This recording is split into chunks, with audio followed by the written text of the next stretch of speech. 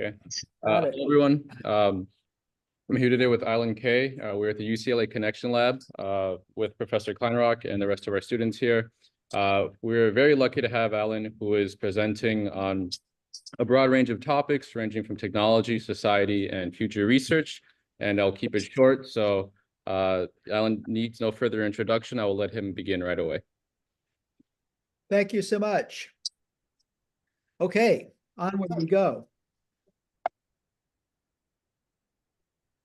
So the way this started off is my long friend, Len Kleinrock, sent me an email saying, would I do a talk? And I wasn't sure. It says about the view of the current, basically about everything. Most rewarding work in my life. I'm 84 years old, guys. And can I do it in just a few minutes? And of course I said, okay. And the wonderful Jason gathered up a bunch of questions, and I endeavored to look at all of them and combine them in one way or another. But the short answers here are, is it still feasible today to do something like Xerox PARC? And the answer is yes. I don't know of anything like Xerox PARC in the computer realm of things. They're all so goal-oriented. But there's a great biology institute funded by the Hughes Foundation called Genelia Labs near Washington, D.C., and there's the famous Max Planck Institute. And we'll see a little bit why I don't consider there's a lot with the same kind of spirit as Xerox PARC. And as I'll say in a moment, it wasn't Xerox PARC. Xerox PARC was part of the much larger ARPA research community. And it considered it was just funded by Xerox because the Department of Defense had quit funding ARPA the right way and put the D on and changed everything. So we'll see about that in a minute. And short answer, do I believe young people today have to solve a harder problem in requiring resources? And my answer is yes, absolutely. It is much harder. As the businesses have moved in, which started really strongly in the 80s after the inventions of personal computing and pervasive and local networking, there was something that could be, and the GUI, which opened up the computer to the rest of it.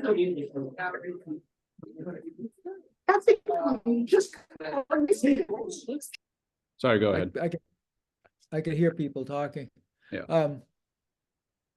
Yes, so it's much harder, much harder. And there isn't time to really answer these completely separately, so I sort of wove them together. And I like this one. This is a recent one. What are some of the most tragic illusions that adults get stuck with? That is the most flattering thing I've heard in years because it assumes I'm not an adult, which I'm not. Number 2 was, what did you guys being there at Xerox PARC do for them? And then there's this ... one, which I did do a little prep on it, but I left it to the end in case we run out of time, because in 84 years, I've had a lot of aha moments. But let's start off with number 1. This is part of the tragic illusions. What we're doing right now and what we do in most classrooms is to recapitulate something that happened 150,000 years ago, which is a bunch of people gathering around a campfire listening to somebody talk. And just think about it for a second. How crazy is it for me to be doing what I'm doing now? This is why I sent a couple of papers along to read. It's crazy to orally discuss ideas and inventions that required reading and writing to invent and to explain. The oral medium is not good for the best of the stuff that we do. But we all have the same pink brains. They love stories. And so what this guy wants is a story. And what I'm trying to do is to comply to tell stories about things that really aren't very good as stories. And the problem was we're still basically the same species with the same pink brain that wants stories. And systems aren't stories. I'm basically a systems guy. And if we take a look at what happened going back a few 100,000 years, human genetics, yeah, it's changed a little bit. Some of us got to be able to digest milk and so forth.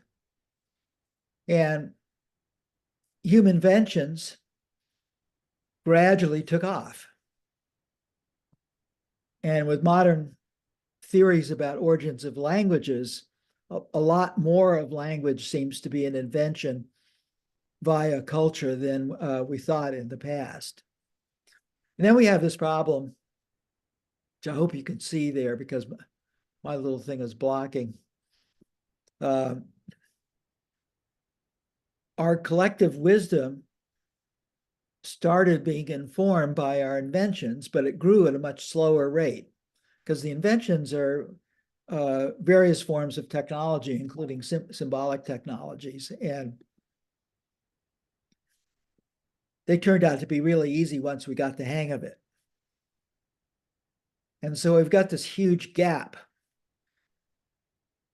So we can turn the guy's spear into a tomahawk missile. We can increase his power of destruction by a factor of 1,000,000. And we can do something much worse, which is to turn him into a bureaucrat and create bureaucracy. And bureaucracy has killed millions and millions more people than the worst atomic weapons. So this is a huge problem.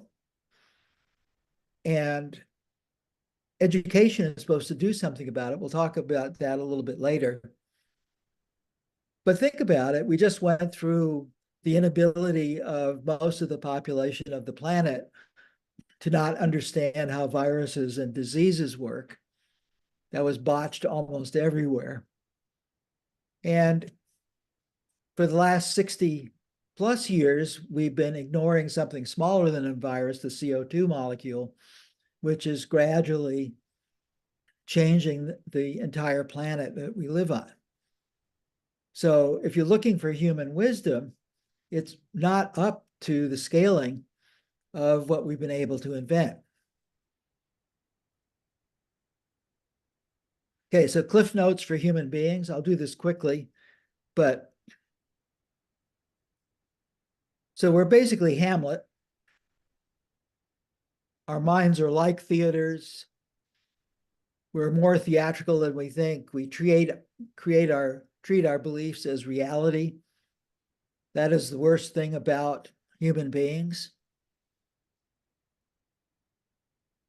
And these theaters are tiny. We can only think of a few things at once. It's hard for us to take in larger things. And if you look into biology, we find out that most of our mind is not human. And we're more non-human than we assume. And we tend to react much more than actual thinking. Thinking actually had to be invented. We grow up in whatever culture we were born into, and that shapes so much of who we are and also how we look at the world. Our conclusions tend to be societal. That's a disaster. And we have not just one mind, and really not just one brain. We maybe have about 80 different conglomerations of things that could be called brainlets. We have a special set of ones shared with most animals, which is learning by touching things. We learn by seeing things. We have a completely different set of knowledges from how things look. And we have this symbolic mechanism, which is both our downfall and our salvation. So we're much more fragmented. We only have one body, but what we want actually conflicts internally. So this is a whole area that's really worthwhile studying, especially in this age of computation, and especially this area. I'll leave it at that. Now let's go to the second question is, what did we ever do for Xerox anyway? Well, we'll talk a little bit later about where Xerox PARC came from, but here are some of the things that we did. So the first thing, like a modern personal computer, the GUI with icons and pointing, basically a way of dealing with symmetrical reading and writing that was also what you see is what you get. What we have to call real OOP today, that we only called OOP back then, but it was a different than what is called OOP today. And we did the laser printer, which, just for the engineers in the crowd, the very first laser printer was a page a second, which most people have never experienced today, at 500 pixels to the inch. So that is a great story all by itself, how Gary Starkweather did that. The outline fonts and PostScript, the Ethernet, peer-to-peer and client server, and about half the internet. PARC actually had its own internet, which is called the PARC Universal Packets. It was spread all over the country, and about, I don't know, half the general meetings that were held at UCLA especially were done by PARC people, some of whom had already done some of the things we're working at. Yeah, the thing is that all of these things came out of a particular community. So we like to claim we had 8.5 visible inventions. And of course, what's interesting about all of this is all the technology that had to be invented that was invisible. And according to Butler Lamson, this was done with about 25 researchers over about 5 years, these particular ones I'm showing here. And the PARC itself existed in the form it was for about 10 years. So in total, today's dollars here is like, I don't know, 15 years ago or so when I made this slide. So it was in dollars of 15 years ago, it was about $10 million a year, or about 100 million to 120 million for the 10 years. And PARC had 4 labs. So there was system science, computer science, optical science, and physical science. So this is the total budget of PARC. And when I first did this slide 15 years ago or so, the return was about $35 trillion to the world. Now I think it's up past 50 trillion or so. And to get back to the question is, and this is an important idea, that the thing that confused people and confused Xerox was, if you can look at these 8.5 inventions you see in industry, it is the basis of one of the main large industries that we have today. Now, what about return to PARC? Well, Xerox missed most of these, but it doesn't matter, because the return on the laser printer all by itself was about a factor of 200 on the entire investment for PARC over the entire 10 years. So Xerox made billions and billions just from this one thing. They missed the trillions, but if you look at it from a positive direction, thank goodness they're willing to fund people that no business person in their right mind would fund. So we got what we got. Now, the real story here is that back in the 40s, the Cold War started with the Russian A-bomb after World War II, and that gave rise to a bunch of DoD funding, which included Whirlwind, which we'll talk about in a minute, the SAGE air defense system, we'll talk about in a minute, and then in 57, Sputnik came along, and that created ARPA. We'll talk about that in a minute. And here are some of the things that ARPA did up to the time when the Vietnam War and Congress decided to kill ARPA funding for public domain computing. So you can look at these yourself. So things like personal computing, computer graphics, packet switching. That handsome guy in the switching thing on the right is none other than Len Kleinrock, looking very confident, as we all were back then. That led to the ARPANET, and that led to the internet, and the first tablet was really good one that was done back in 1964, and then there was the Engelbart system and so forth.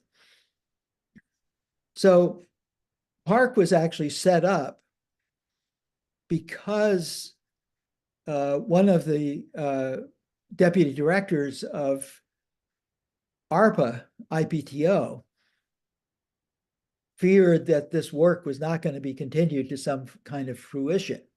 So he started looking around, and it happened that Xerox was looking around for a long-range research lab, and they got together, and the lab was put as far away from corporate headquarters as possible, next to a university. So it was either going to be Berkeley or Stanford. They put it next to Stanford. And PARC completely thought of itself as being part of the ARPA community. Almost every computer researcher there had been a graduate student and had their degrees paid for by ARPA and so forth. So I never talk about PARC without bringing in this larger context. And in fact, the larger context was the reason that PARC was able to do so many things with so few researchers. There was all of this prior art available in the research community, and the research community also taught the grad students how to work together. I'll talk about that in a minute. Okay, here's feedback from the world, pushback. You can look at some of these numbers are dismally low. Like here are the heartbreakers. On the other hand, 100% of the internet, 100% of the Ethernet, 100% of the laser printer, outline fonts, peer-to-peer and all that stuff were accepted. And this is in large part because there weren't good solutions already out there. The 50% on the modern personal computer is because the people who adapted this to the commercial world basically adapted it in its appearances. They didn't look any deeper. Most of the hackers in the 80s thought they knew how to program, so their interest in doing really new ways of programming was very low. So the least accepted thing was the way we did successful software at PARC. And some of the deepest ideas that our field has ever come up with were done by Engelbart and his group. And almost none of those have even been understood. And if I were there in person, what I always do is ask students what Engelbart did, and they usually can't tell me. And it's hard to find a student. In fact, let's do it right now, just for the hell of it. Okay, students, can you hear me? Raise your hand. Okay. Let's see, what do I want here? Yes, so students, please tell me anybody who's typed ENGELBART into Google. Raise your hand. I think one hand, that's Professor Kleinrock. Well, of course. Okay, so this is basically being in physics, being a physics major, and not being curious about Newton. So this is not an exaggeration. Think about it.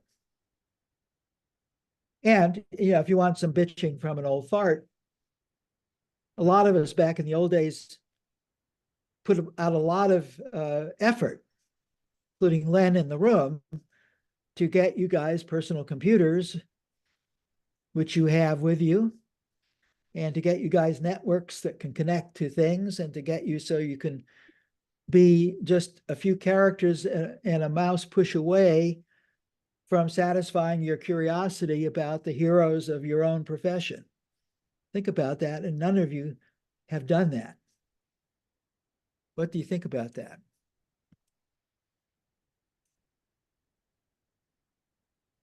Okay, so let's now go quickly back again. Russian A-bomb. Well, here's Whirlwind.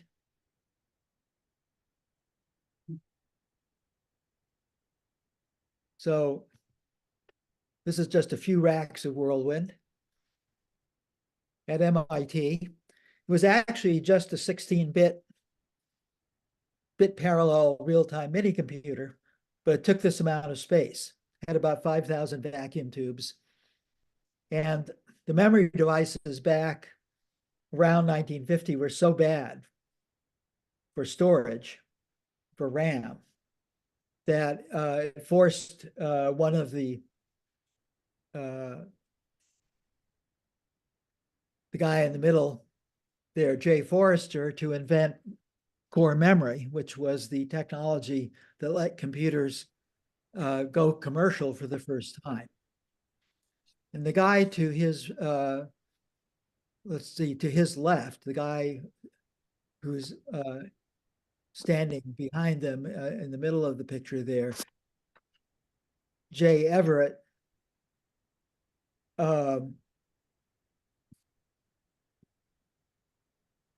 whoops.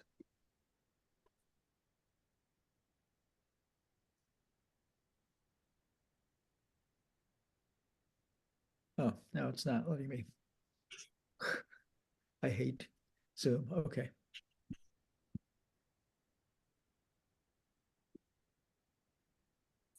Sorry. Okay, also with this was one of the earliest displays, and Everett had actually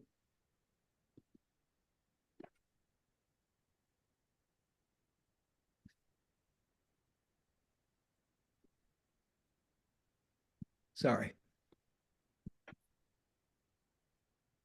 Everett had actually invented a way to point at the screen.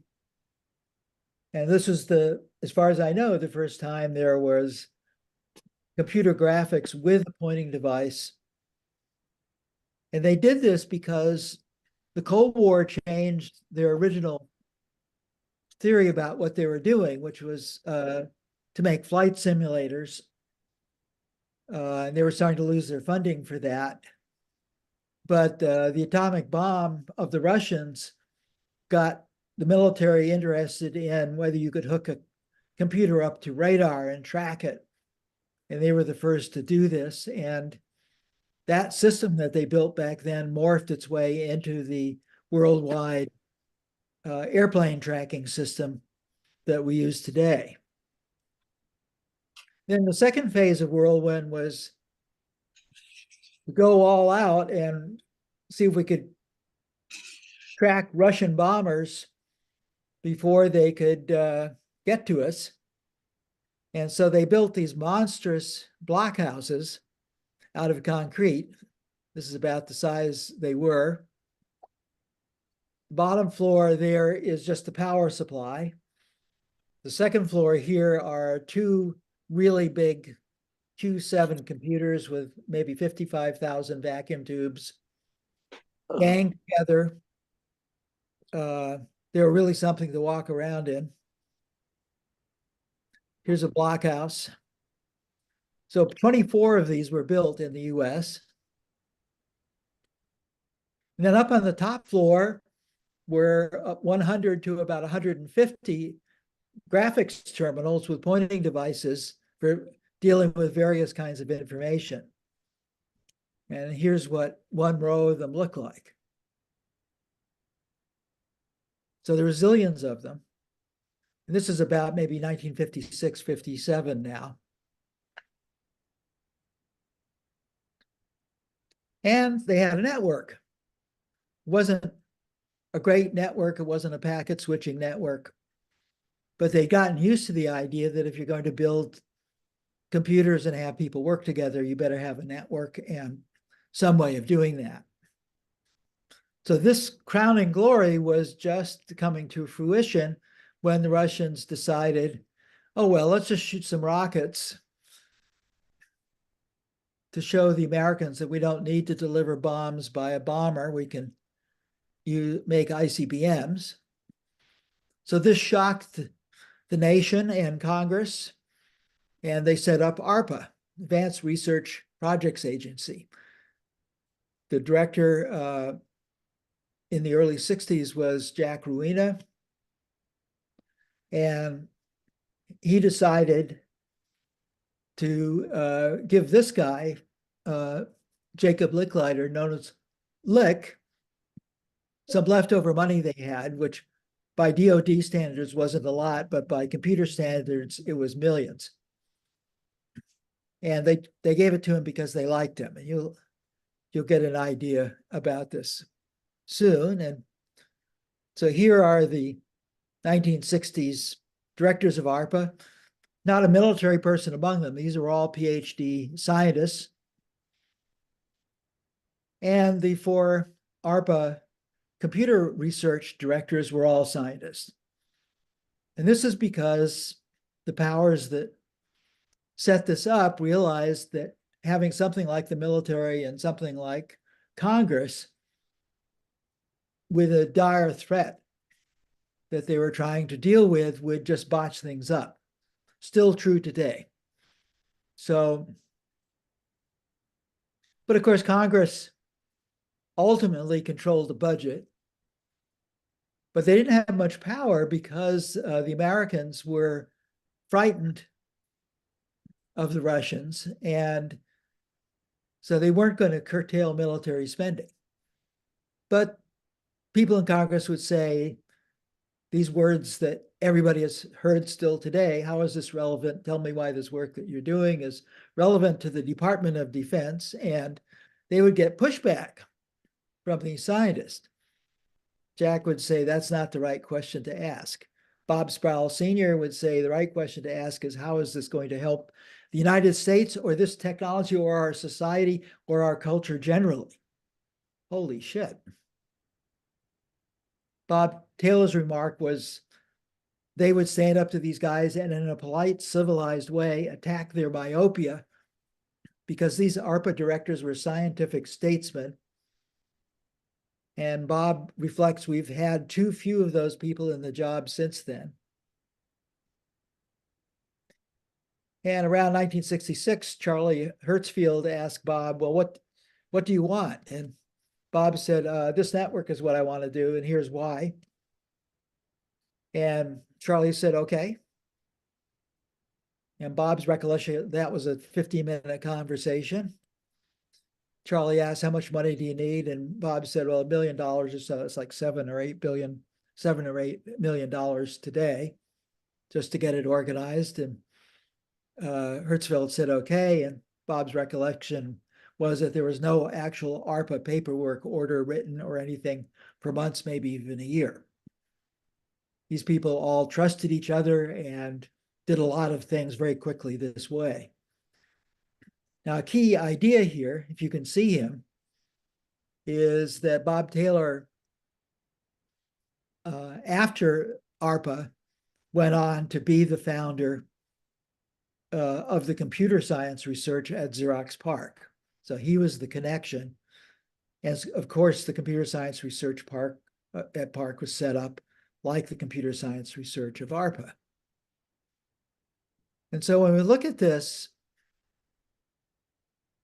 we want to see what did these people way back then think about this?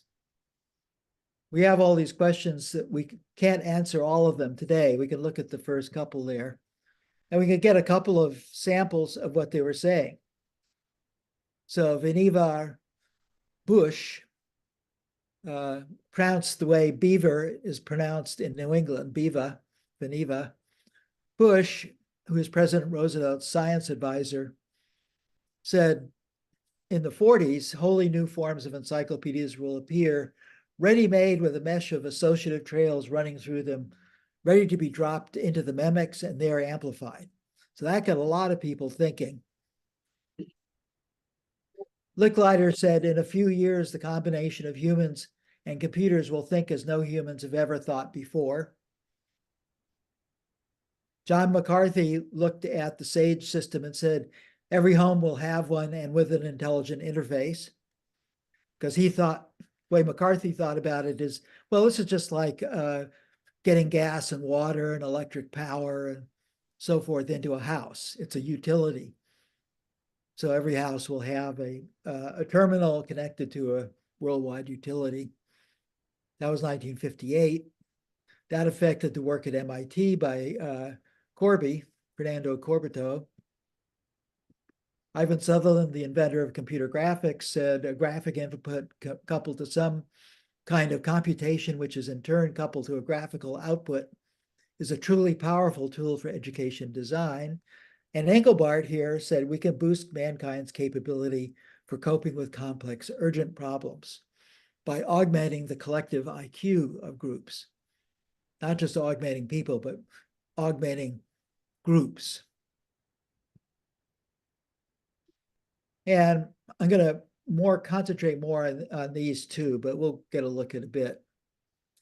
Okay, so what were these guys looking for as far as people? Look, was just looking for the best people. Ivan was looking for people who could choose their own problems and methods. Taylor's thought his job was to fix up the social environment so that when the lone wolf scientists needed to cooperate, they will. And Larry said everybody understood the game here, which was ARPA IPTO is allowed to help the country as long as it was helping the military. And so what kind of people were they looking for? This man right here is my great-grandfather. He's the first cat herder in our family. Herding cats. Don't let anybody tell you it's easy. Anybody can herd cattle. Hold them together 10,000 half wild short hairs. That's another thing altogether. Well, you get the idea. And so the real question here is, what if only cats can do this stuff and adults don't get it? Adults are into command and control doesn't work with cats. Have a jar full of all the names of the toys we have sitting right next to us. And we're gonna take one jar one by one and open up these toys. All right. Would you like to go first, picking something from the jar? Yes. All right. But a mouse on a spring. I like this one. All right. Me too. All right. It's inside this box right here. So there's this little mouse on a spring, and it's going up and down, and cats are going to try to catch it. Alrighty. Our cats really like having mouses, but they keep on tearing them apart because they're kind of vicious. So we got another one. Okay, I got it. And this is the toy, the little mouse. George is already sitting. Like, what is this? What is this mysterious item, George? I think you get it. Gotta have some feel for what cats want. So Lick pointed out right at the beginning that great visions are not the same as goals, but they are the ultimate cat toy. So he stuck to this vision just not phrased as a goal. He said, computers are destined to become interactive intellectual amplifiers for everyone, universally networked worldwide. He did not know what this meant. And in fact, he was a psychologist, not a what we call a card-carrying engineer. But he understood a lot.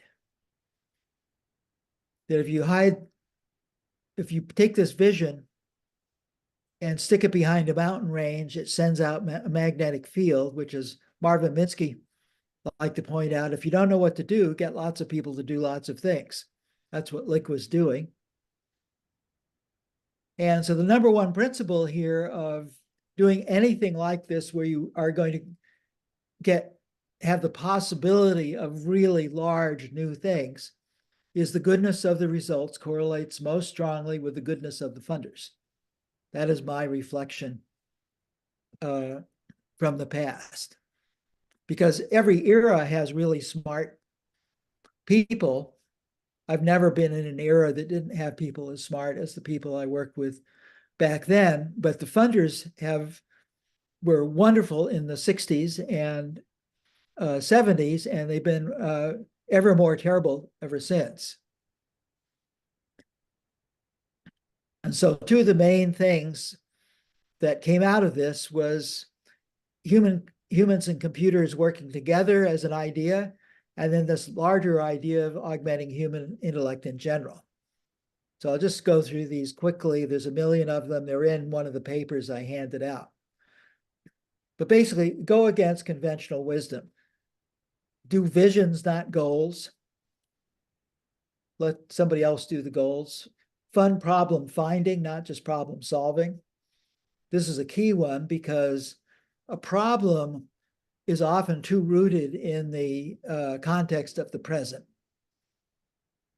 And so if you're just doing that, which is kind of what's going on, this is what NSF likes to fund.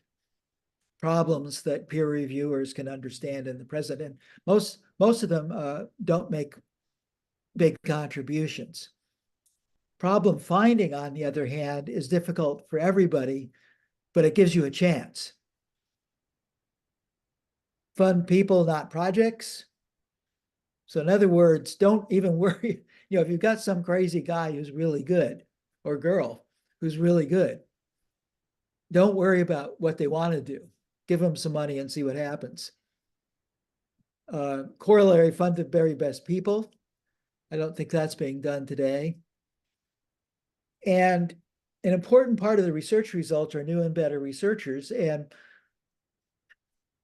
in a sense, NSF is paying for some of this, but I don't think a lot of research is being done. I think it's mostly engineering. So what I think is what NSF is paying for are new and better practical engineers.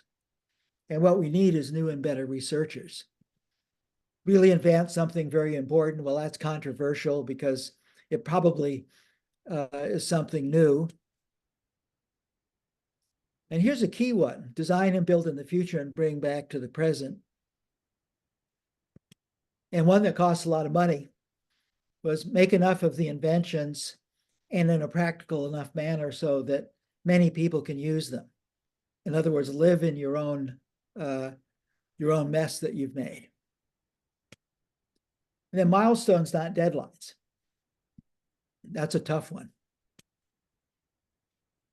Okay, so here are 5 things of many things that people are into. The individual stars there are people get interested in aesthetics, or they prefer to tinker, they prefer to do engineering. But the problem is the sweet spot in the center is something we have to get to, because as Marvin says, you don't understand something if you only understand it one way. This is a key phrase for the 20th and 21st centuries. And so no matter what your favorite one of these is, you have to get fluent in all of them. And this is not the way universities are set up, not the way companies are set up, but you got to do it. The best people I know all are in the center here. And then there's a question regarding computing is, is, could there actually be a science of computing? They are artificial objects after all. We're not looking at molecules or so forth. We're looking at constructed things, and what does that mean as a science? So go back into the 50s again. We've got phenomena. We can see these artifacts. They've got wires and vacuum tubes, and we can program them, and we can make a higher level language for them like Fortran and so forth. And that isn't really science. What is science? Well, I've got this cryptic phrase here. Scientists try to find fireflies and make t-shirts. What does that mean? It means that behind the stuff that distracts us, there are hidden, deeper properties. The properties might not even be in there explicitly, but they're there. What scientists do is good, what I call good woo-woo, which is they let their brain relax to the point where they can start thinking beneath the surface of things. And here's one of the first computer scientists, John McCarthy, and he looked at this stuff in the 50s and decided to make a t-shirt of it. And the t-shirt looks like this. So it's kind of Maxwell's equations of computing. And what's interesting about it is that it doesn't look like the hardware, and it doesn't look like the software. It's actually a mathematical formulation of what John thought the most important relationships were. So I would call this Maxwellian. And then he did something even stronger along the lines of Newton, which is to explain important ideas here about what was lying beneath the surface and why it was really useful to think of doing things in a particular way. And the thing about math is it has to be consistent, meaning neat, but it doesn't have to be real. And so this thing that John did was not real, but another hero of mine, Steve Russell, the guy who invented space war, was at MIT, and he looked at John's math and he said, that's a program. If I implement it, we'll have a running system. And John McCarthy said, well, he did and we did. And that was the birth of Lisp. And here's the cool thing about computing. The theory can also be the model and the artifact, and you can make it real. But there are a lot of complaints about dealing with pure semantics is too slow. Even after a factor of a million or a billion of or more of Moore's law. Still seems to be too slow. On the other hand, you can build a special machine for the semantics that don't fit on regular machines. Because remember, a computer is only there to run programs. So why not make a computer that will run the programs you want to run? And if you try to optimize too early, like buying a computer before that isn't a supercomputer, before you've done your research, you're in trouble because now you're forced to deal with its problems rather than your own. So this is the kind of process that the ARPA community went through. And this is a fun story, but I want to bring up the fireflies again. You can't replicate what John McCarthy did because the times are different now. But the fireflies in what he did are still there, and they can still tell us what to do. Okay, here's story number 2. 62 years ago in 1962. This is in the SAGE experimental test computer called the TX2. It was one of these computers that was the building. And way down at the end of one corner was this guy sitting in front of a oscilloscope screen.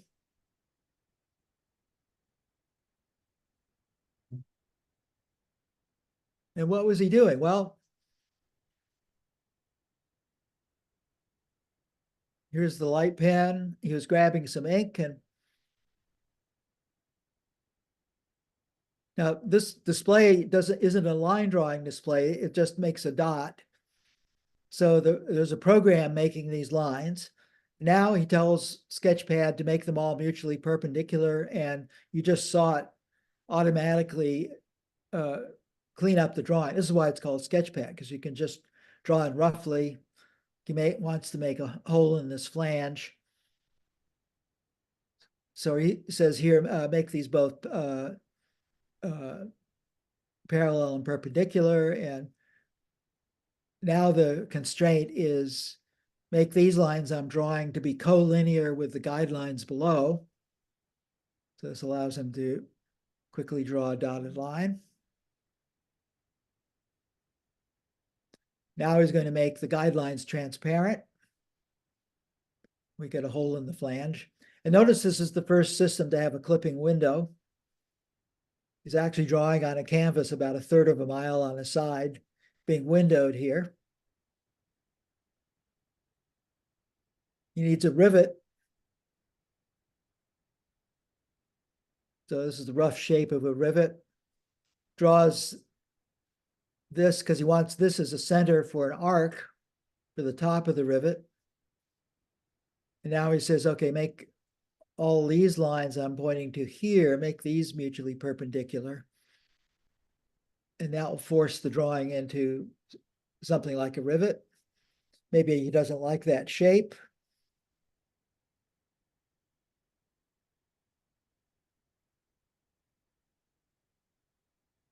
Because he didn't constrain the size of the thing. So here's another solution with those starting conditions. But he decides he likes the one he did first.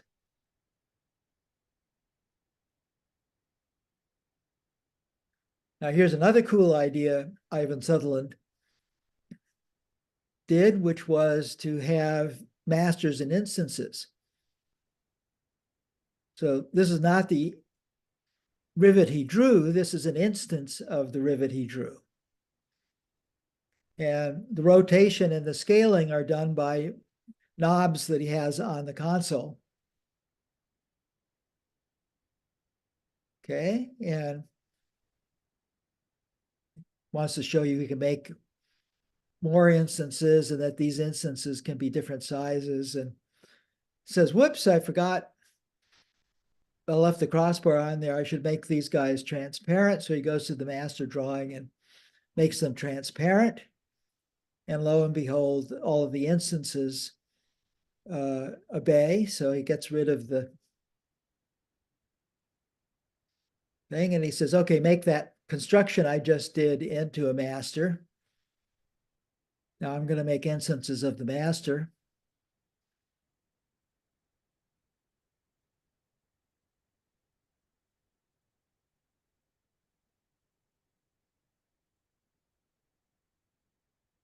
Right?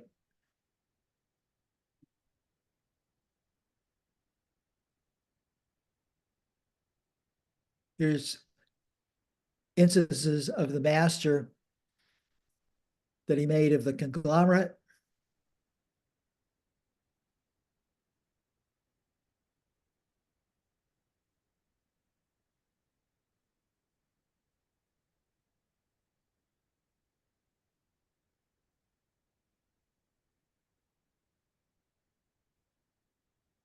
Yeah, okay.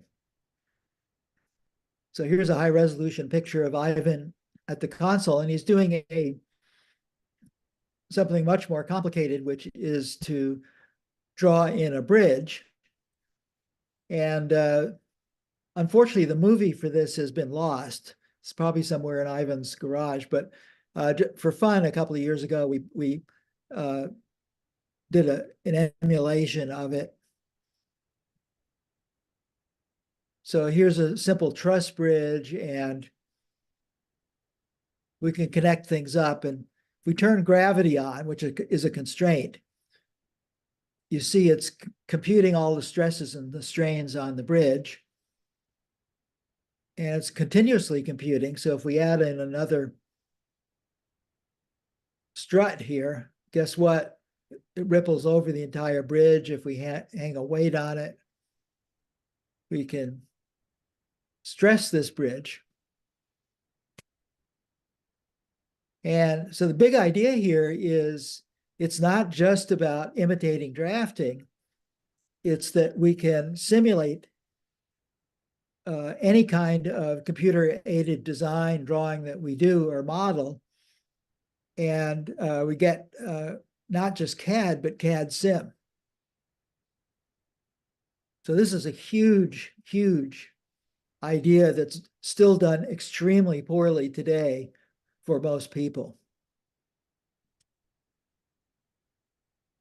So this is Ivan's PhD thesis in 1962, inventing interactive computer graphics, clipping windowing, pointing iconic IQ, objects, masters, and instances. We'd call that object. This is really the first object-oriented programming system that I know of. Lots of nice technical things in it. Automatic dynamic simulations from designs. And you programmed it not in the standard programming languages, but you programmed it in terms of goals, in terms of the constraints that you want. And Sketchpad had 3 problem solvers that would solve problems, as you could see.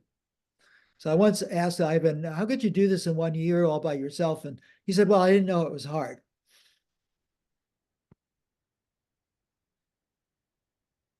Check out the fireflies from this one.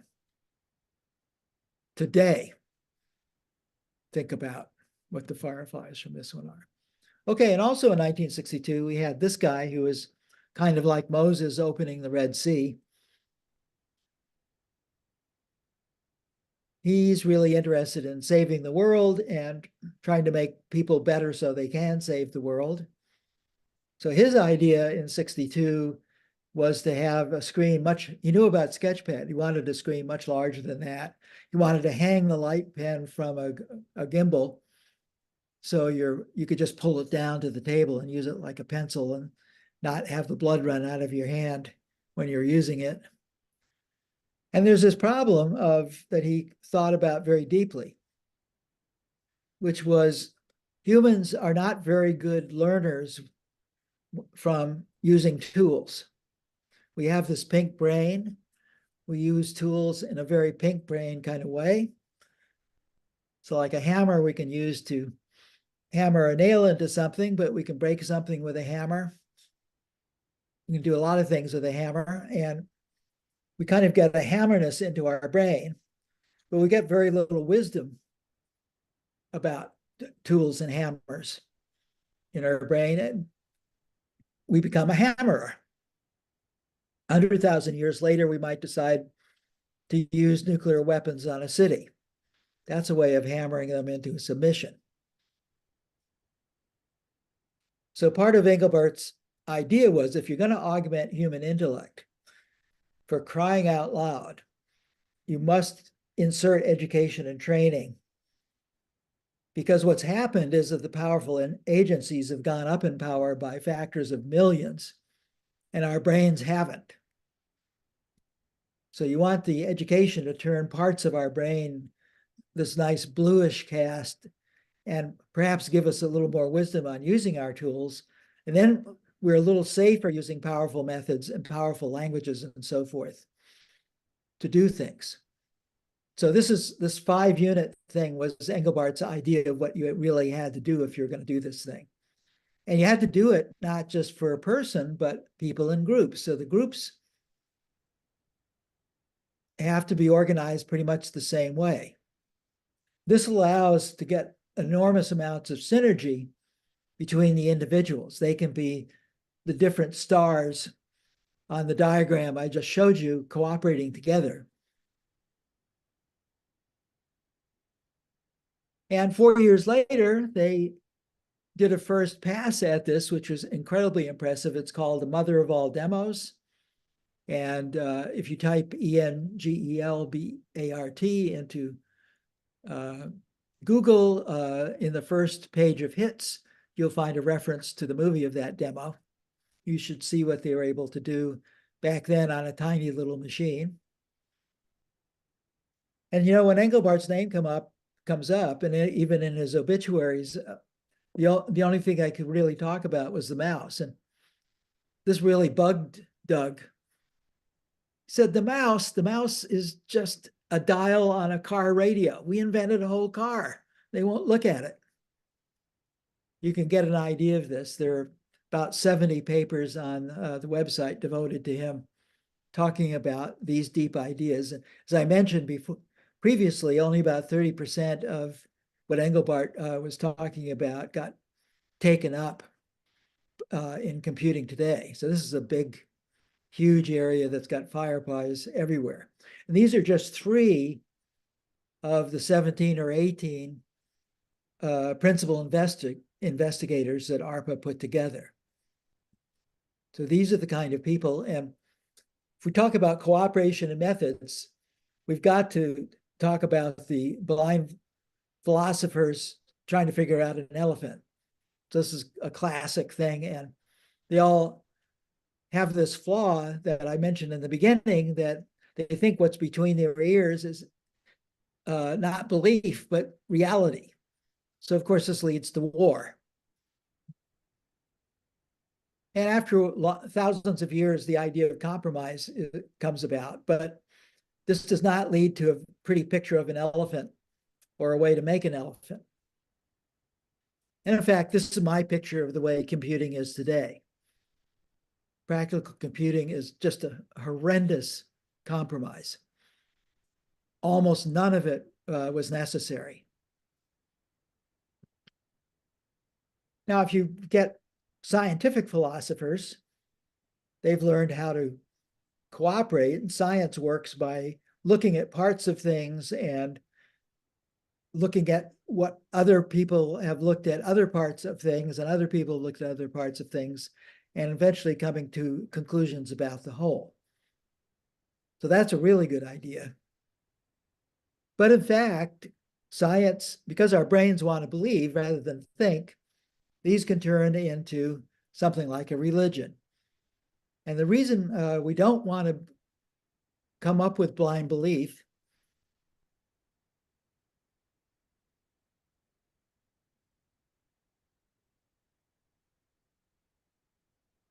there's always more. There's always more, and what it is something that we can't imagine.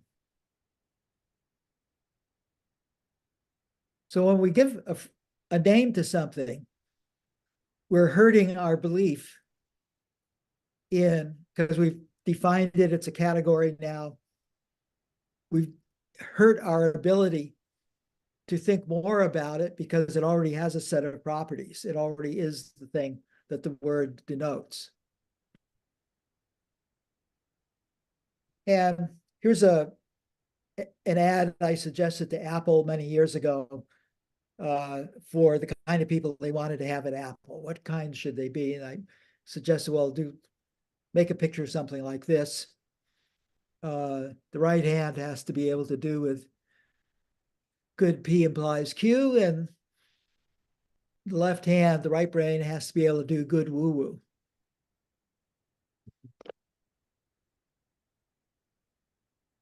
And what is good woo-woo? Because the thing to understand here, let me just take a second here. The thing to understand here is it was really hard to invent good P implies Q. It was only invented a few thousand years ago, but once we did it, it turned out to be fairly easy for us to do. And humans are more or less born, babies are born with good woo-woo, and woo-woo in general. And the problem is that most woo-woo is actually quite dangerous for the human mind. So you have to find good woo-woo. So here's one definition. Art is a lie that tells the truth. And learn the rules like a pro. That's the stuff you can do on the right-hand side of the board. So you can break them like an artist on the left-hand side of the board. You got to do both, or else you're just bullshitting around. And this is hard to do in school because, as Marvin said, school is the best thing ever invented to keep you from thinking about something important for more than a few minutes. And you have to ask that about where you are right now. Even though I'm a professor there and Len is a professor, schools have their own way about them. Like the fact that this talk actually has a designed end. Back at MIT, they would just get Marvin talking and he would run out of steam in about 6 hours or so, and everybody was happy. Here's another genius, huge influence on me. He said, institutional education seeks to make the strange familiar. Well, that sounds kind of reasonable. Yeah, that's what you're paying them for. Things you don't understand, you want to now understand it. But Jerry says the job of real education is to make the familiar strange again. It's the stuff that has come embedded into our belief system about normal that is keeping us being pedestrian. So he says, what kind of thinking would you do if normal could seem strange and not normal? You would have been able to escape your present. If you escape your present, don't forget to use a lifeline. How do we measure things? Well, usually with graphs that go from the left in the past towards the future, going towards the right. And if something goes up, we say yay, and if it goes down, we say boo, and so on and so forth. And if you think about this, graphs like this are complete bullshit. And the reason is, in order to understand whether we should say yay or not, we have to have a threshold. And the threshold might be up here. Like these could be reading scores for children, and the children are never learning to read here. They're getting better or worse at what they're not being able to do. And so the key to make progress here is to understand that both better and perfect are the enemies of what is actually needed. Better is the tough one in engineering school because you get rewards for doing something better. But what we're looking for here is something new. And to get something new, we have to come up with the minimal idea that is just above the threshold. It's just into the blue. And once we've stepped into the blue, we're actually in a different way of thinking about things. So this is, like going from not having mathematics to mathematics, or not going from not having writing to having writing, or going from not having science to having science. These are big things. So you want to look for that star, and the learning curve, you might have to start off below where other people think you should be. But the main thing is to get up there. Okay, so here's another example. World's greatest hockey player, made many, many more goals than anybody, and he was not a big guy. Had a couple of nice sayings. You miss 100% of the shots you don't take. People do that all the time. You don't try enough. And here's this big one. A good hockey player goes to where the puck is. A great one goes to where the puck will be. And he didn't mean calculating the trajectory of the puck. He meant getting to a place where one of his teammates could pass him so he could do a quick shot on goal. That was the Wayne Gretzky game, and we could play it in technology.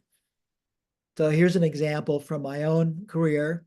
I had a woo-woo intuition about children having their own portable tablet computers in 1968, which was impossible back then. But the second stage is, can you find a favorable exponential? And there was one called Moore's Law. And this allows you to take this intuition out 30 years. And out 30 years in the future, you could say, you can ask, would it be ridiculous if we didn't have this? And 30 years, that's 1995. The answer is, yeah, it'd be ridiculous if we didn't have tablet computers by 1995. Okay, so you bring the idea back to the mid-80s. Can we do something by the mid-80s? Yes. But software takes a long, long time. And we're in 1972 now, so what we need to do is to make a bunch of flexible supercomputer time machines, personal, make a lot of them, so the researchers can live and work in the future. That is what we did at Park. That $ says Moore's law means that for most points in the future, you can have them now if you're willing to spend a lot more money. The commodity thing in the future is the supercomputer of the present. Build the right kind of supercomputer in the present, and you now have years to work on these really hard software ideas. And that is where the star was at Park. The dotted line there says, you better do this really quickly, or else you're going to get submerged into tool building. You're going to be doing just computers and operating systems, and you're not going to be doing what you were originally trying to do. So you have to have a lot of chops to do this. And in fact, the Alto was done in a period of about 3.5 months by an absolute genius, Chuck Thacker. And once you've got this, you can start inventing the software of the future. And the supercomputer nature of it means something like user interface. You don't have to optimize. You can just do 10 experiments a day for a week, throw away your code, don't even bother because you can put a higher level language on it. You can do experiments. You don't have to optimize. You need to find out how the users respond to things. And then on the right-hand side, if you're willing to optimize, you can do software like is going to exist in quantity in the 80s. That happens to be the first version of Microsoft Word, which was done at Xerox PARC. It made Microsoft many, many billions of dollars when it was released 15 years later. Right? Okay, we're coming down to the end here. So in 1963, Lick wrote a memo. Members and affiliates of the Intergalactic Computer Network, they asked him, why intergalactic? And he said, well, engineers always give you less than you're asking for. So I want a worldwide network, so I'm going to ask for an intergalactic one. And when they quit bitching and moaning and scale it down, it's still going to be worldwide. Got this great line here. If we succeed in making an intergalactic network, then our main problem will be learning to communicate with aliens. We'll look at that in a minute. And to this psychologist, he said, at this extreme, the problem is essentially the one discussed by science fiction writers. How do you get communication started among totally uncorrelated sapient beings? And he thought here of that scaling more or less destroys communication, even amongst humans. And scaling in technology is going to destroy communications and so forth.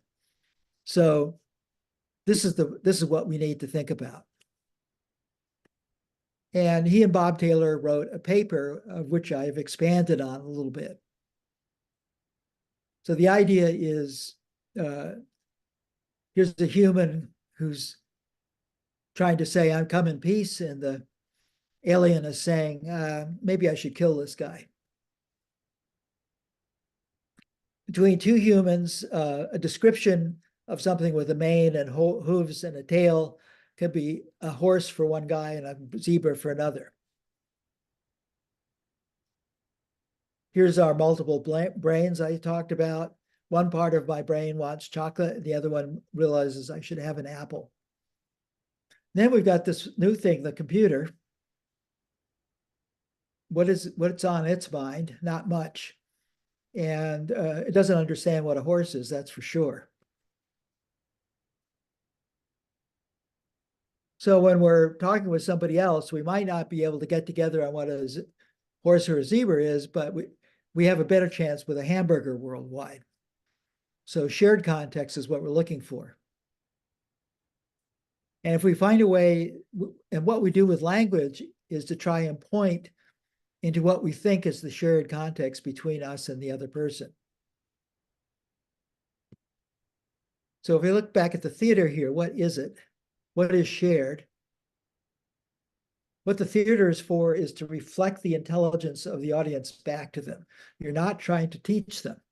I'm not trying to teach you right now. I'm trying to give you something that you can reflect your intelligence back on. So the theater has to do most of the negotiations for the audience. That's too bad. But writing and reading are the same thing. Same idea. And there's a huge difference between a good writer and a bad writer for these reasons. So let's think of communication as an extension of the gesture. So what could two different computers have in common?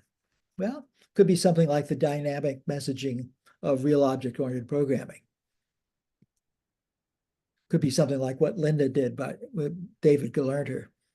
We still have the problem of real aliens, but let's look at the problem with a person, people, and computer. What could they have in common? And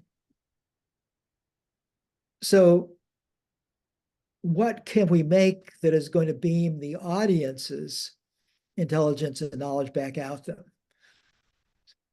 What should we put on the stage? And so the GUI is a representation of what the computer is thinking about in a form that humans can understand. The human can actually gesture at the topic that he wants to talk about. Each window holds a context and is a topic for conversation. All the possible conversation are active, no modes.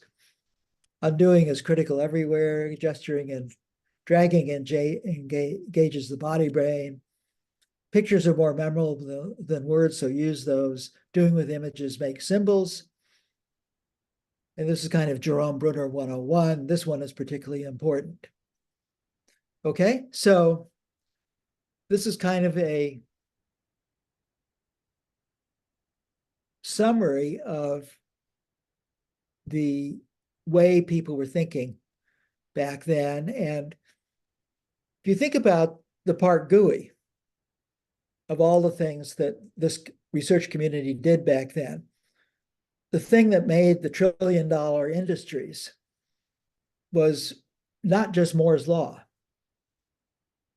because there was nobody to sell Moore's Law or even any reason to do Moore's Law at the scale it was done unless millions and billions of people could actually use this stuff. And the reason millions and billions of people can use this stuff is because of the invention of the GUI. Okay. So I don't even know what time it is, but I'm up to the ... question about what my greatest aha, etc. was. But I'm going to pause here and just check in with Jason and Lenny. Hello. How long is that, by the way?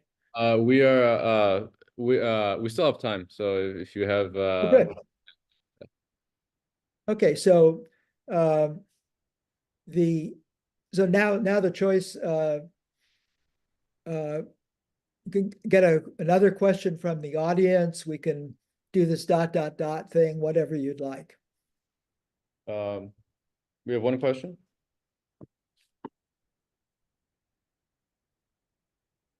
So Len, was this recognizable to you? Oh my God, totally. I mean, there are anecdotes all over the presentation that would add to it, but you nailed it beautifully. You captured Thank that you. there, and the characters and the mix between highly cooperative groups and individual working on their own to make things happen. I mean, there's a lot of individual, the group action came in and out, in and out. It was an interest. It wasn't a pure, one versus many. It was Oh, I'm, fine. so I think I forgot to mention was that I don't think Lick intended it, or maybe he did, but what turned out to be the messenger mechanism in there happened to be graduate students and interns. Including you, for example. Including me. I mean, I flew 140,000 miles as a grad student. Dave Evans had a huge budget for airplane travel for his grad students. Well, Steve And so, managed to basically bankrupt mine doing the same thing. yeah, because you got to, these, and ARPA, I should have mentioned that ARPA in 1968 funded the first ARPA graduate student conference, which was modeled on the ARPA contractors meetings. That's another story about how that happened, but that was really great because things went in, the amount of intercommunication and trust, because a lot of cooperation is about trust. And yet it was not, what shall I say, a bowl of soup. It was contentious in a positive way. I'll give you one example. We had this principal investigators meeting. John McCarthy arrived about 20 minutes late. Someone was presenting. 10 minutes later, McCarthy raised his hand and says, "Excuse me, I have no idea what you're talking about." He says, "But I was late. However, if I came in time, I still think I would have no idea what you're talking about." I can imagine the interaction after that. It was wonderful. Yeah, I should have mentioned that one of the main things I learned in grad school, and everybody at Park knew, was that the purpose of arguing is not to win, but to illuminate. And in fact, when people started getting heated in an argument, Taylor would say, type two, type two. And a type two argument was all of a sudden you had to explain the other person's position back to them until they agreed with it. And then they had to explain your position back to you until you agreed with it. And by the time that had happened, you'd forgotten what you were arguing about. And okay, let's go to the question. We have a question here. Yeah, hello. And I agree, and I guess I kind of apologize for the structure that we have because it does impose some limitations on the discussion. Well, I'm on the faculty too, so but you know, faculty meetings, there's too much contention because the stakes are too low. So I quit going. So I have two questions which are a little related. So number one was, do you think, and maybe you'll agree, that there's kind of been a split between the practicers of technology, which are the software engineers, and the systems thinkers, who are like the theoreticians and the inventors? If so, why? Any suggestions to remediate this? Also asking to Professor Kleinrock if he has any input on that. And my second question is probably a little related, which is, what are your thoughts on, I guess, all of this development? Most, like, a lot of it has been going into private research labs like Google X and Microsoft Research. Do you think it's still kind of analogous to Bell Labs back in the day? No. For instance, at Bell Labs, if you walked around back before the divestiture, you would occasionally see a sign that would say, either do something very useful or very beautiful. I've never seen a sign like that at Google Research.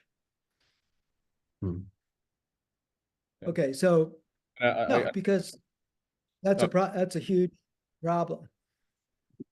I guess. Yeah, go ahead. Yeah, go ahead. Oh, no, I guess I have a follow-up question to that, which is, you mentioned a bit earlier in the talk, one of the questions I sent over, which is, do you think younger people have a harder problem these days in, living in this more materialistic world, so to speak? Yeah. Huge. Just one example. I was at Park in Palo Alto, and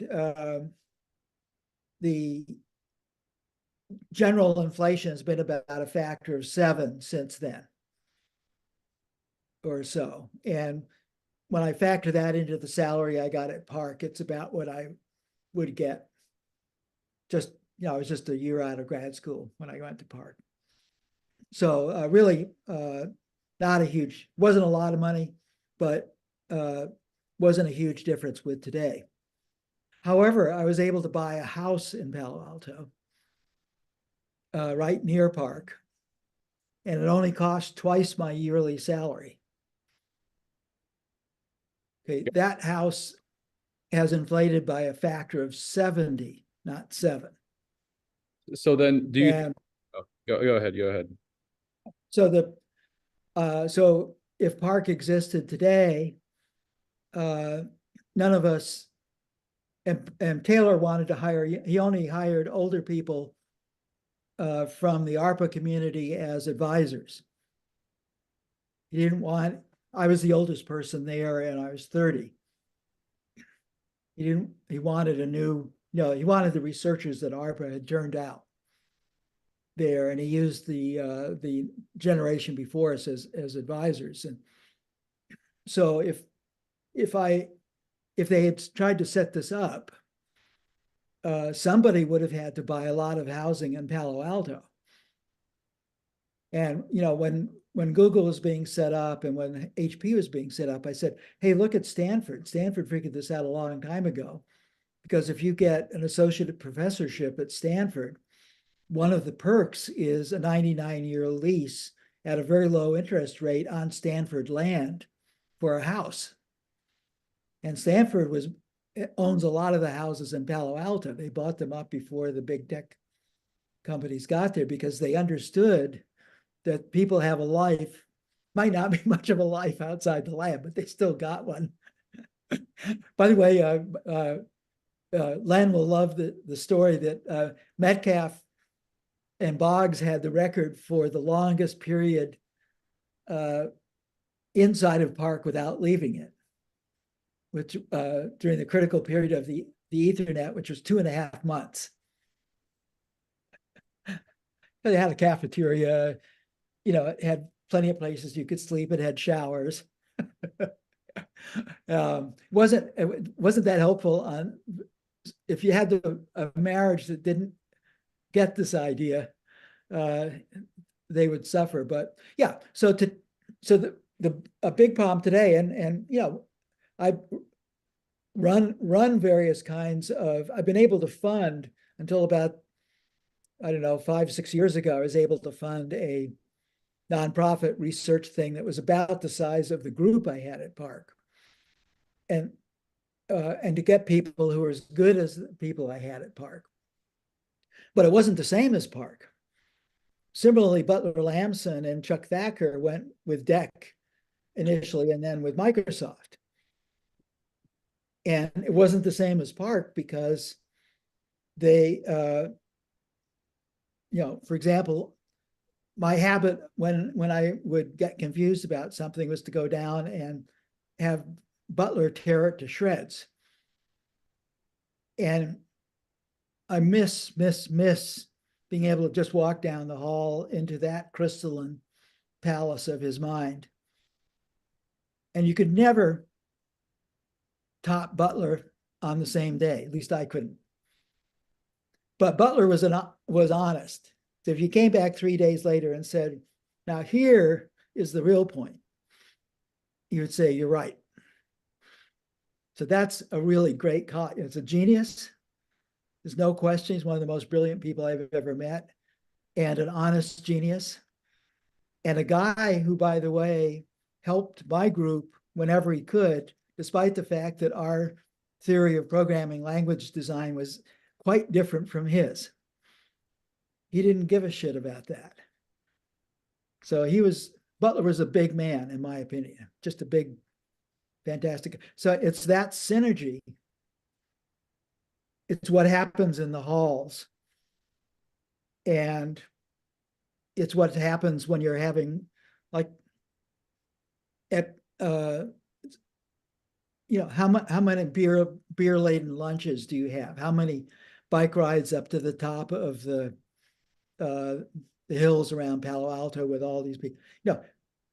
There's a whole thing there that is going to pay off by what the group is willing to do. And the reason I kept on showing theater is ARPA at its best, Park at its best, was like theater at its best.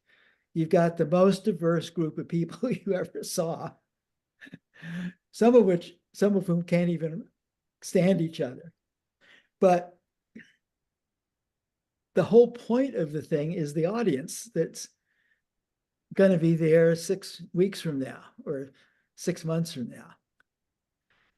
And so you get this thing where people work 24 hours a day and they just find ways to solve everything.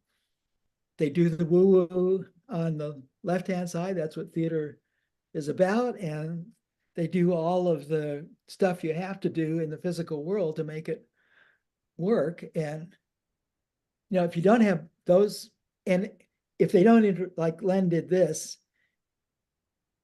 if those people don't have some of the other in them to have this shared context, there has to be a place where you go. And it's the love of what you're going to get the audience to try to think about. Because you can't tell the audience anything. People only remember how you make them feel. So you have to lay it. This is why I do all these pictures and stuff, because I want the pictures to do things you can't do in regular words. And yeah, so the question is, the way I look at playing the blame game here is businesses are in a terrible position in a fiduciary responsibility way for doing the kind of stuff that ARPA and Park did. They have and especially the Milton Friedman American businesses, which are a terrible way to do business in general. Peter Drucker used to say that businesses' main obligation is to their customers. And Milton Friedman said, no, business's main obligation is to their stockholders. And that has turned really ugly. That is really ugly. So, but in any case, good or bad, they're in a bad place for it. Research can only be expensed. Eeks. You could be sitting on a ton of cash. Tough shit. Comes out of the bottom line. So when I look there, I look to society and government. Part of the idea of getting people to pay taxes is to deal with things in a way that is hard for scattered groups to deal with or without Engelbart stuff. And I think the woo-woo research stuff done right is one of those things. And I just happened to stumble into it. I didn't go to Utah knowing anything about ARPA. I'd never heard of ARPA. I just stumbled in there by blind chance. And I found out I was in paradise and the DOD was doing fine because ARPA IPTO cost almost nothing compared to the whole DOD budget. It was just fingernail clipping. So it's the perfect place for doing this enlightened public domain research. And you had the ultimate enlightened public domain mind in Lick to do that. A key thing about Park was that Taylor loved Lick. He was a psychologist also. He truly loved Lick. And I'll finish in 1 second, Jason. And he studied Lick. So Lick was intuition. He had great intuition, but Taylor codified Lick. Those rules that I put up there are not Lick's rules, but Taylor's rules. And anytime you wanted to park, you could go and lie on the floor in Taylor's office. We were a floor culture. We had thick carpets that had padding underneath, so you could just roll around on the floor. We had bean bags instead of chairs. So you could go in there and lie in there for an hour and let Taylor tell you why he was doing what he was doing at Park. And it was mostly these rules that I wrote down. You got to do this, you got to do that. et cetera, et cetera. Like, okay, so yeah, so I point my finger at the government, and if you point your finger at the government, you have to point your finger at the American body politic, and if you point your finger at them, you have to point your finger at education, public education. If you point your finger at public education, you point your finger at the government again. So the government has not done its job. And by the way, over here in London, in the UK, it's worse. The politicians are a little nicer over here, but they're equally incompetent. They just do not understand. And their financial base is much smaller over here. So they're in more desperate need of the kind of industries they can afford that actually work in the 21st century. They really need this. Yeah. So, but when I come back after the government should be doing this, that, and the other thing, I can't get far from the university, because the university used to be the keepers of the flame. The whole point there was the universities were not beholden to business. Their job was not to do job training in obsolete software systems to deal with businesses' problems with legacy systems. That is not the job of a university. That's a trade school. And there's nothing, I love trade schools. The high school I went to was a one you had to take a test to get into, but it was a glorified trade school, as Lenny will tell you. And I learned a lot there. But Jesus, the universities have got to uphold something like the way the 21st century should be for the students, or the students are just going to go there and buy degrees in order to get jobs. That is my general picture. So the university could put us, when I was active around UCLA at some faculty meeting, maybe more than one, I brought up the idea, hey, wait a minute, UCLA is one of the top 10 schools, and there are other top 10 schools in the nation in the University of California. Basically, why are we letting the regents determine that tenure requires paper counting? UCLA should be able to say, well, screw you, regents. Screw you. And Davis and San Diego and Santa Barbara, screw you, regents. We're not going to do it that way. We're not going to count papers, for Christ's sake. If you're going to count a paper, you at least have to put a weight on it. And it's hard to put a weight on a paper until 10 years have passed. You just can't do it that way, or you're going to turn it into a job shop. And I pointed out to the UCLA faculty that because of, the discussion was, wow, our department is really popular now. We've got more students than we can handle. And I said, well, God damn it. If you've got that, that's what the bean counters in the university care about, is retention, because it's money. You've got them. Just say, okay, all right, we're going to do tenure differently. We're going to hire differently. We're going to have a different set of standards here. Or we're just going to, et cetera, et cetera. But the 60s were long over by the time I made that stand. Okay. Next question. I have a question. Yes. This was sorry. This was and I've heard you many times, and always. I recognize this accent. Always, yes. I'm ready. I'm ready. I'm ready. Always very entertaining and thoughtful. But I feel there is now a huge crevice, a gap which you didn't, it will be nice if you could have a thought or address, which is everything in the past seems to me have to do, let's call it with mathematics, has precision. Programming language is not the way we talk, it has precision. And suddenly, I think the new queen, the new thing in the helm, the new revolution is without precision. It's without, and we built machines that we do not understand how they work, but they work, they perform. They perform not in precision. You know, if there will be a self-driving car, it will kill somebody. There is no question. You cannot guarantee that this will not happen. But it's a new thing.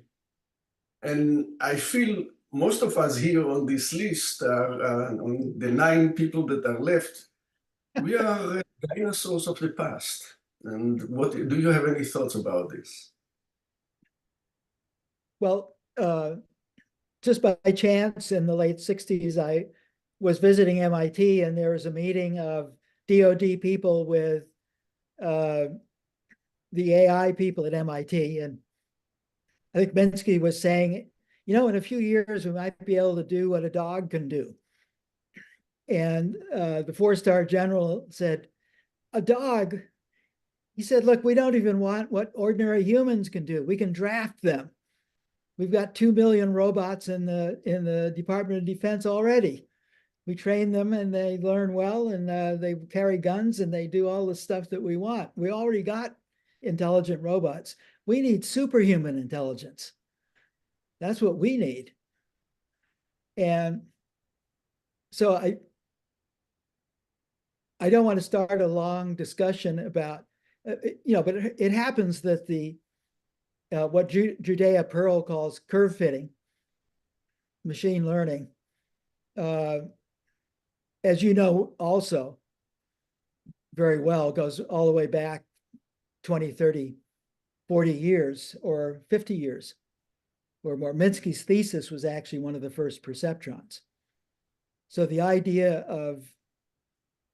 of finding complex transfer functions between lots of inputs and fewer outputs has been around for a while. And it's definitely a big component of what's going on inside of our brains. But I think we should ask more. For example, I wouldn't want to use an AI that couldn't be vetted in some way. And of course, the chatbots can lie whenever it suits them. And by the way, I just saw that OpenAI's chatbot has recently gone nuts, which is really fun. Track this down. It started, something went wrong, and now it's mostly hallucinating. So these are, like human beings, these are bullshit creators. That's what we are. That's what we got inside there. And I believe that we're better than we were 100,000 years ago, mainly because we invented methods for thinking, the big one being science.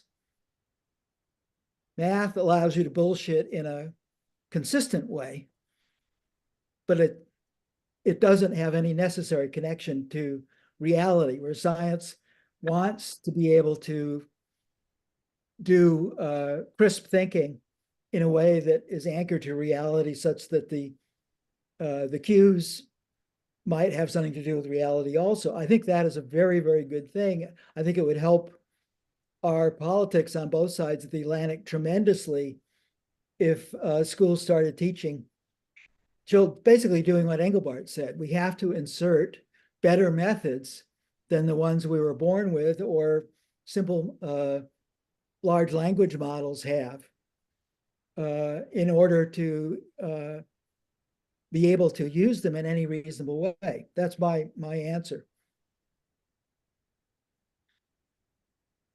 Got it, got it. And then we also have one more question from the audience. I wanted to get a chance to, have him ask you. Hi, Professor K. Thank you for your talk today. I'm born in the 21st century, so my, I guess, thoughts about Xerox PARC is the only one I know of is Steve Jobs's visit, where he commercializes the GUI that you guys invented into the Apple One. Oh, So I was my in, question- I was in, yeah. So what he saw was what he saw was what we did. He visited, it was a good visit to my group. And I was in the room during that visit and the demo we gave him, and we became friends partly as the result of that visit. So ask me any question you want to ask about that visit. Yeah, I mean, my first question was going to be if you happen to be in the room at all, but now I know. Second of all would be Steve had or Mr. Jobs had a way of combining design and pushing the boundaries of engineering through that. I was wondering how Xerox or the PARC's attitude towards pushing research, the boundaries of research were, or what influence. So let me answer, it's a two-part question. So one part is early in the 80s, I said to both Steve and Bill Gates, this is during the controversy of whether Apple and Microsoft had stolen the ideas from Xerox. And, you know, I said to both of them, I said, look, we want you to steal the ideas. But for Christ's sake, steal the whole idea. Don't steal a grotesque caricature. Yeah. That's why I say that the disappointing figures that I put there was the amount of actual take up. So the second thing is that what Steve was, he was say the two words you said again, designer and a pusher of engineering. Yeah. Right? Okay. So Steve was not a designer and he was a pusher of people. So the key thing about Steve was that he had a lot of good woo-woo. So where he picked up, he could feel the fireflies. If he'd been a scientist, it would have been much better for everybody. Mm-hmm. Because as he said, and there's a famous interview you can find on YouTube where Steve says, he says, when I first went to Xerox, I was so blinded by the user interface, I couldn't see anything else. I couldn't see object-oriented programming. I couldn't see the networks. He had to wait until he did Next years later when he ran into another contingent from the old Arbor community to explain to them why you need those. But he didn't understand how the stuff, and we couldn't tell him. We were able to show him, like one of the famous things that happened in the demo, one of my favorite demo things, and if I had time, because we recreated that system just for the shits of it, so it actually runs the system that we showed him, and I occasionally will do it live in a talk. But Steve had two complaints while he was, and he was really watching. And he had his acolytes around him. But Steve was really paying attention to the thing. And he said, you know, I don't like, you'd never seen a scroll bar before, but he didn't like the fact that as you pulled it, it went line by line. He says, can't that be done continuously? And Dan Ingalls, who was giving the demo, because Smalltalk is live. I mean, live down to the operating systems. So Dan was able to do a couple of clicks. Here's where the slow scroll bar thing is. Change a line of code. Quarter second later, things are scrolling smoothly. And later on, when we were showing text selection, we tried a lot of different ways of doing it, but we had liked the complementing the characters, which is what basically is done today. And Steve didn't like that. He said, can't you do an outline around there? And, you know, and he's right, because it's if you only got black and white, complementing is a little bit too in your face. Mhm. So he's right there. And so my jaw was on the floor because Dan Ingalls went in there. That was not a trivial thing, because if you think of the selection, you have to find the actual boundary of the selection and you have to treat it the right way. And Dan went right to the thing. And basically what he did was to just take the code that complemented, copy it, and shift the coordinates of the second complementation diagonally by 2. So you get so what it would do in it before you could see it would do one complement, then it would shift diagonally, do another complement, and that would leave a black line around the selection. Just what Steve asked for. It's like one of the greatest things I've ever seen done unprepared in a demo in a programming system in my life. That was 1979. Yeah, so that was really good, and Apple didn't steal it. Apple did do a great thing as from the basis of that stuff, which was the Lisa, which was done before the Mac. And the Lisa was done with Park people who were hired.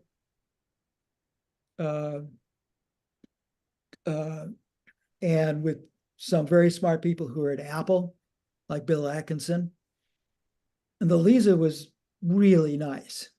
It was the best thing you could possibly do for that day. It was done on a 68,000 microprocessor, which meant an enormous amount of programming to do the graphics that were so easy on the Alto. But they did it, and it was really great. And a system you would die for, you could get for $10,000. And $10,000 happened to be the average price of a new car in the United States at that time. So sorry to interrupt. We're almost at the top of the second hour of the talk. So we're almost at the end of the second hour of the talk. So I just want to get a quick chance for people who have class. But first, please, round of applause for our speaker, for the people who are left. Yeah. So Eli, go ahead. I love you. I just expected that you would give me one of your barbed comments. I love those. Okay, thank you. Thank you, one and all. Thank you for very much, showing. Alan. Thank you. Thank you, Alan. Thank you so much. Yeah, but don't use your car while you're driving, Glenn. Well, I had to meet Stella. She's waiting for me and for an hour now. So Okay. sorry, I had to step out. That's good. You listen to Marvin. Yeah. Of course. Happy wife, happy life. The number one, that's rule 0. It's not even rule 1. That's rule 0. You got it. You got it. Thank you very much again, Alan, thank you. Thanks so much. Alan, thank you. Bye. Bye now.